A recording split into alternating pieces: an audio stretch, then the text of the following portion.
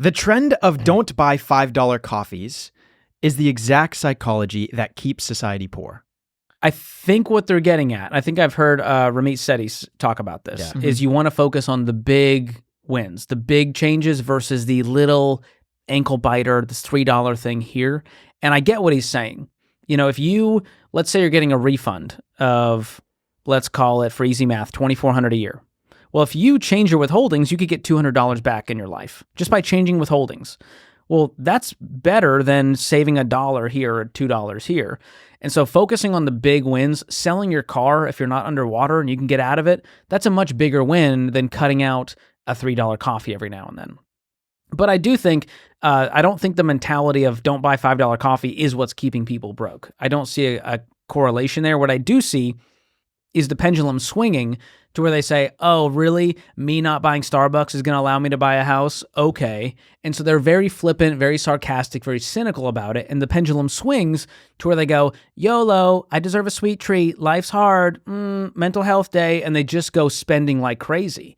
And so you've got to have a middle ground where we say, I can enjoy life while living on less than I make, and I can make short-term sacrifices so I can have long-term wins. Yeah, I think it's about dialing it in. It's like the person who wants to lose weight, but they still want to eat a dessert. And they go in, well, oh, this cookie is fine. It doesn't matter.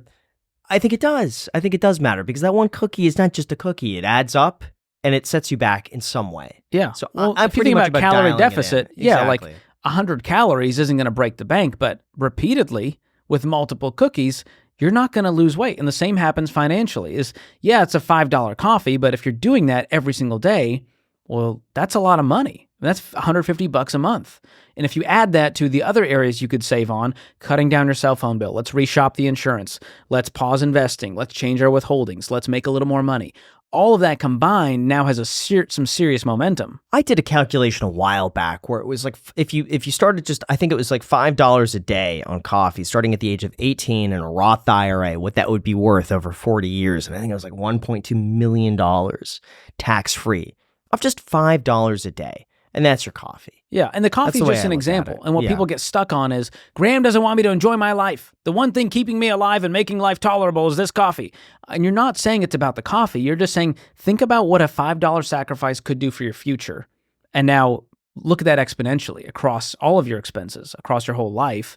And then don't complain that you're broke in retirement when Graham just showed you how you could have had $1 million by changing one habit.